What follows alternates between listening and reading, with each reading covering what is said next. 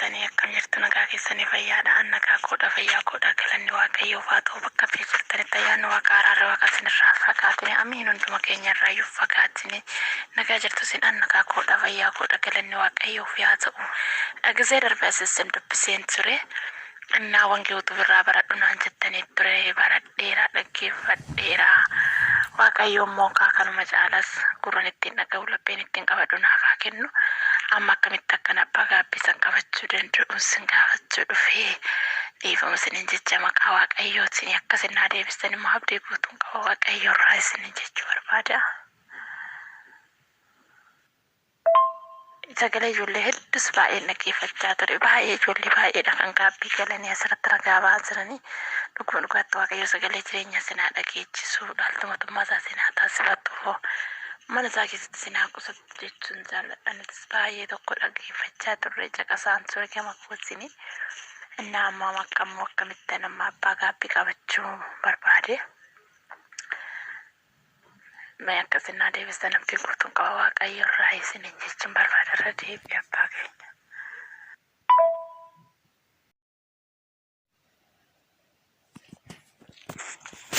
Nagaa abbaa kan ilmaa kan furu qulqulluu akka tokkoon amannaameen waaqayyootiin kan jaallattan waaqayyoo isiniin kan jaallatu hordoftoonni chaanaalii keenya wangeeltuu biyyi hundumti keessan biyya keenya Itoophiyaa biyya keenya ala kutaa biyyoota garaagaraatti argamtan akkam ooltan akkam jirtu akkamiyyuu nageessanii guyyaa har'aatiin kan nu ga'e waaqni keenya galannii fi ulfinni teessoo isaa adeemu irratti sa'aatiif haa ta'u yaadaa fi gaaffii harmaan olitti hundumti keessan nageessanii akkamittiin gaabbii galaa kan jedhamu gaaffii namoota baay'eedha yookiin immoo gaaffii amantoota hedduuti jechaadha.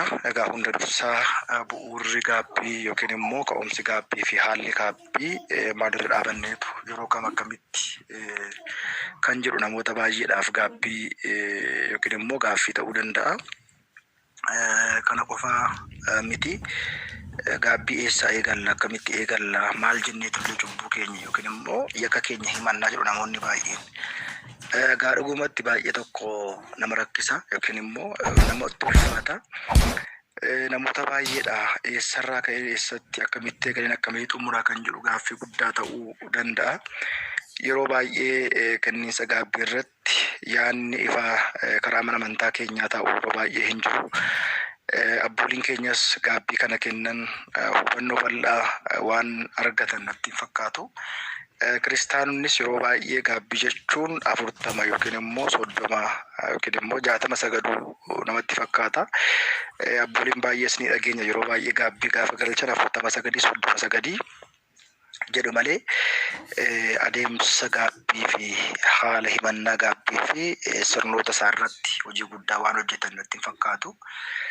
Isa kana gaa akkamitti gaabbii gallaa akkamitti immoo badii keenya simannaa akkamitti immoo badii keenya irraas qulqulluufna dhuguma badii keenya irraa gaabbiidhaan qulqulluufna kunillee namoota baay'ee biratti shakkii yookiin immoo sodaa yookiin immoo haalota isaaniif hin galle yeroo isaan kaasan namoonni baay'een ni argamu.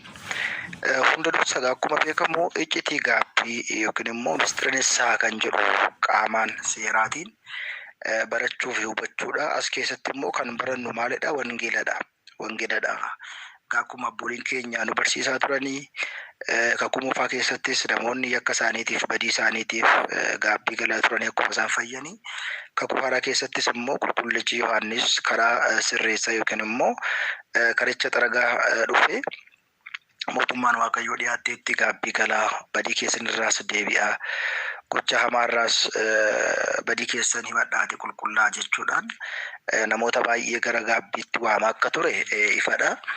Hojiin lubootaas yookiin immoo hojiin tajaajiltoota mana amantaa isa kanadha. Manni kiristaanaa yeroo hundumaa yeroo qiddaasee sirni galateeffannaa gaggeeffamu mootummaan waaqayyoo dhiyaatteetti gaabbii galaa jetteetu kan isheen lallabdu yookiin immoo kan isheen barsiistu. Akkuma beekamu mootummaan kun mootummaa isa kamii? Mootummaa biyya lafaa isa baraan daanga'u yookiin immoo isa quba harka namaatiif filamu otoo hin ta'in mootummaa bara baraan filannoo hin qabne jalqabas dhuma hin qabne bu'e gaafa jedhan kan hin buune muudame gaafa jedhan kan hin muudamne alfaa fi oomeegaa dudduubas dhumas xumuras kan hin qabne waaqa bara baraa mootummaa isaati. Egaa akkuma beekamu namni fooniin jiraate mootummaa isaatiif qophaa'uun dirqama waan ta'eedhaaf yeroo baay'ee manni kiristaanaa isa kana barsiisti.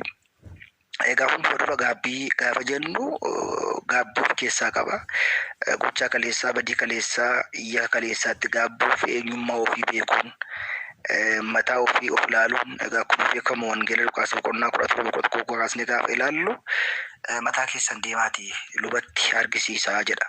Kana jechuun maal jechuudha? Gaabbii galaa jechuudha. Qulqullichi Hisqeel maal jedha? Bishaan qulqulluu isinitti hin facaasa, isinis immoo badii keessan irraatiin ni qulqullooftu jedha. Egaa badiin gochaa keenya irraa cubbuu keenya hundumarraa qulqulleessa. Furmaata kanaaf immoo ilmi namaa akka akkuma raawwatu Addaam abbaan keenya waggaa 5,500 gaddaa akkuma ture gannataatii ba'ee midira faayida yookiin immoo bakka dhiphinaa si'ooliin fakkeeffamtu kanatti rakkachaa akkuma ture. Gaabbiin isaa boo'ichi isaa gara Waaqayyootti deebi'uun isaa dhumarra isaaf ta'eera. Akkuma kana Phexros illee gochaa raawwateetti waaqa isaa dabarsee kennuu isaatiin qarshiidhaan waaqa isaa gurguruu isaatti illee yeroo inni gaabbee yeroo inni gaddee gara Waaqayyootti deebi'ee boo'icha Ermiyaas yookiin immoo saqooqaa Ermiyaas boqonnaa 3:22 irratti gaafa ilaallu har'a kan geenye baduu kan dinne arjummaa fi fedha Waaqayyoo yookiin immoo dhiifama Waaqayyootiin jedha. Kana jechuun akka badii keenyaaf kan baduu qabnu turre, akka gochaa keenyaaf yakka keenyaaf baduu kan qabnu turre Waaqayyoon badii keenya dhiifama isaatiin nu daawwate akka fayyinu nu taasiseera. Isa kanadha qulqullichi Daawit faaruu 135 irratti Waaqayyoon galateessaa inni abbaa dhiifamaati. Arjummaan isaas baraa hanga baraatti jedha. Arjummaan isaas baraa hanga baraatti jedha. Kana jechuun dhiifama Waaqayyoo arjummaa Waaqayyoo guddaa ta'e kana dhiifama isaa kan argachuudhaaf gaabbii galuun barbaachisaadha. Keessumaa immoo qulqullichi Luqaas boqonnaa 13:5 gubbaa irratti akka hin banne gaabbii galaa jedha. Akka hin banne gaabbii galaa ilmi namaa akka hin banneedhaaf akka hin duuneedhaaf gaabbii galuun dirqama. Akkamitti gaabbii galaa isa jedhuudhaaf gaaffii yookiin immoo yaada obboleettiin keessan kaaste kana barumsa baranna hunda dursa. Maal barannaa? Akkamitti badii keenya himannaa? Badii keenya isa kam himannaa? Maalirraati eegallaa? Akkamitti soomnaa? Akkamitti sagannaa?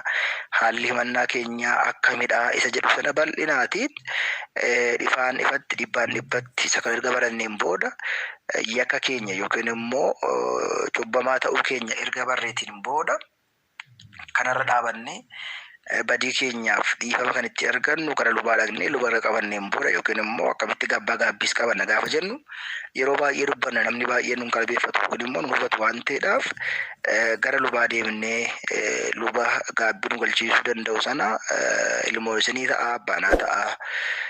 Gaabbii isinaa kennitanii badii korraa kan qulqullaa'uuf jenneetu gaafanna. Sanaan booda lubni nuus hubatu kun badii keenya sana ilaalee barumsa nuu kennee gochaa keenyarraa akka deebinuudhaaf eenyummaa keenya kaleessaa irraa deebinee jireenya haarawaa egaa akkuma beekamu gaabbiin jireenya haaraa akka jiraannuudhaaf cubbamaa qulqulluu taasisaa jaarsa ijoollee taasisa gaabbiini.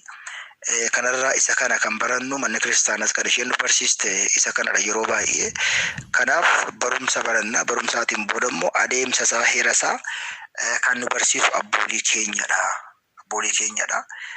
Abboolii keenya irraati erga baranneen booda yookiin immoo abbooliin keenya erga nu gorsaniitiin booda gorsa abboolii sanaan qabannee gaabbii keenya yookiin immoo cubbuu keenya himannee badii keenya irraa qulqulloofna. Isa kana immoo bu'uura waan hundumaa wangeelaa fi luba nu barsiisuu fi nu gorsuu sanadha waan ta'eedhaaf keessumaa immoo barumsi wangeelaa kanarratti taa'amee jira barachuudha hubachuudha sanaan booda gaaffii gaafachuudha waan isiniin galle erga gaafattaniin booda gara himannaa fi gara cubbuu fi himachuutti deemuu ni danda'ama.